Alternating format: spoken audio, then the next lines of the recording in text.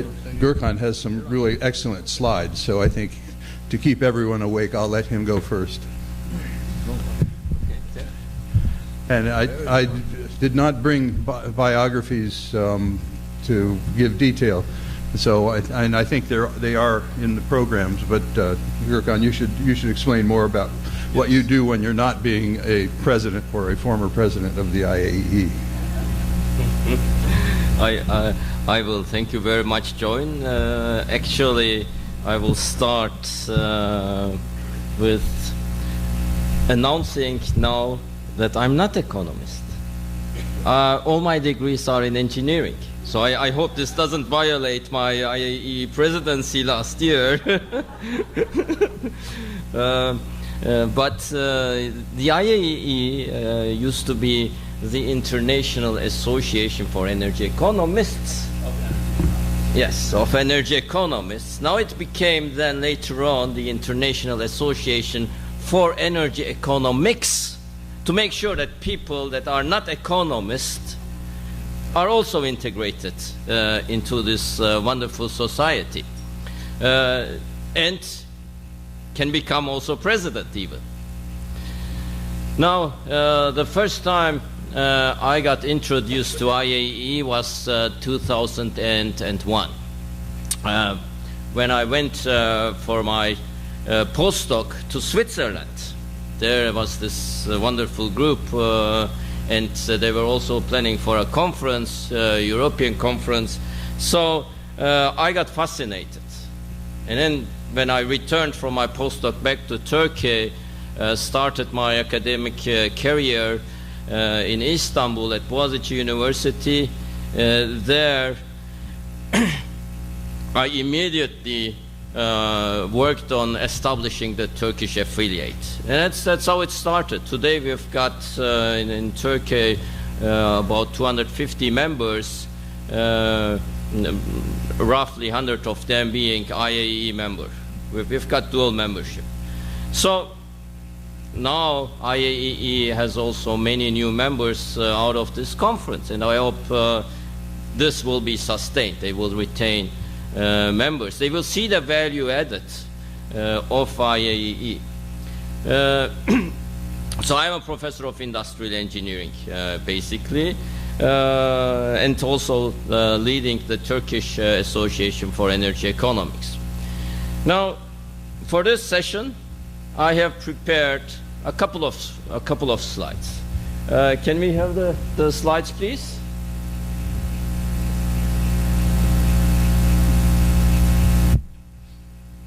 And this starts with our conferences.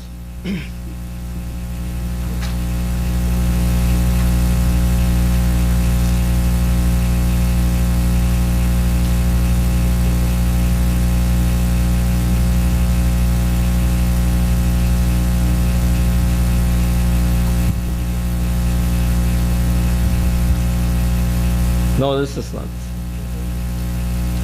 Yes, that's me. Okay, this is the one where I advance. Okay, it works. Now, in 1979, we have our international conference, and at the same time, our North American conference starting. And then our regional conferences. I mean, started with the North American, where IAEE is headquartered, centered, but a truly global organization. And then all our local conferences. Since 1985, we have the European conferences. Since 2007, the Asian conferences. This Latin American conference since 2008, and last year we started the Eurasian bread. Now these conferences are a result of a teamwork, a large teamwork. There are program committees at each conferences which really work hard on establishing a good program. The result you see here today, you've witnessed over the last 2 days.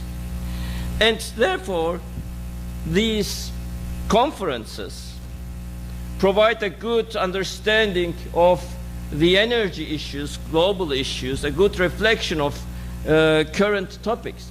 So I've compiled the themes of these conferences.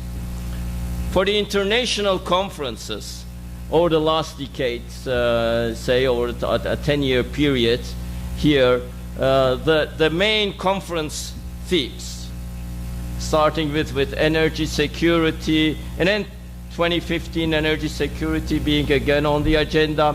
When we look at this, we see indicators of the energy scene of the evolution actually. See global carbon constraints, for example, being in 2012 in Australia, a major topic. This was like the time of the second commitment period of the Kyoto Protocol, the signing.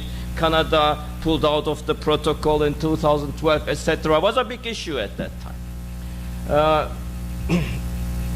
Carbon still a major issue, but it's interesting to note, see, in 2009 we had the international in the US, San Francisco, the title Energy, Economy, Environment. Environment dropped later on. When we had the conference in 2014 in New York, it was Energy and Economy.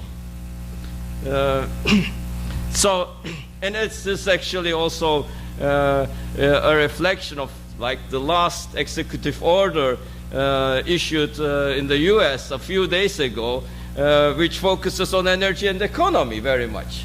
So it's a nice reflection. And then restructuring sustainability, future of energy, and this is like uncertainty. If you look at the last topics, uncertainty, future, that's what drives everything. In 2011, for example, the Stockholm conference, we talked a lot about the shale technologies in the US emerging. At that time, shale oil and shale gas was not that competitive. But if you have attended that conference, you would know this is coming. And this is the value add that you have with IAEE. In all our conferences. And this is the same list of topics on Latin American conferences we had. Starting in 2008, this was the first one, a startup, but then we talk about a lot, two of those actually, the second one in Santiago, and the fourth one, an integration, regional integration, and it's a major issue here as well, together with today's topic, the new energy landscape, energy outlook, and Latin American colleagues, maybe Ricardo would comment on this further on as well. But I think these topics, when you go further into the details, into the plenary topics, etc., you have, of course, much more insight. But within the framework of this last session, I won't do that. So I give you just a glance of the major topics. So these conferences give you this insight, like we have seen with Jacques Percebois' brilliant presentation in the last session, the European experience, being very relevant, in my opinion, also coming up for the future in Latin America, for everyone, in Turkey as well. Together, now, with our other products and services. But another aspect of these conferences is this interaction. The social part of the conferences is very important, the international interaction. So, I hope that you'll be coming into future IAEE conferences. And I will be getting together and discussing energy economic issues. The good thing of IAEE is that we cover the whole spectrum. Non-policy, independent, non-profit, non-governmental. And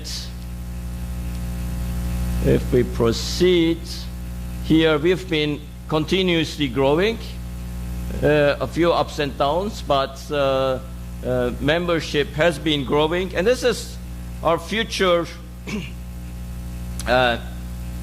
expectation as well, like expanding, especially in new regions where we have less members. So you see the established affiliate in 29 countries, but there is still, although we have got members in over 100 countries, there is still a lot to do. And that's what we're working on with our strategic plans in the council, having a plan for Africa and India, developing countries, for Eurasia, Middle East, the energy-rich countries, where we are underrepresented in terms of affiliates. And maybe regional affiliates like we have here in Latin America can emerge there as well. We are working on that. So our products and services, an overview, you know all our journals, but then you see recently we have started many things like podcasts, speakers bureau, energy data links, distinguished language lecturer series. So IAEE has been very active. I would like to invite you to check out the website now that you are a member of IAEE. And this completes actually my talk for today.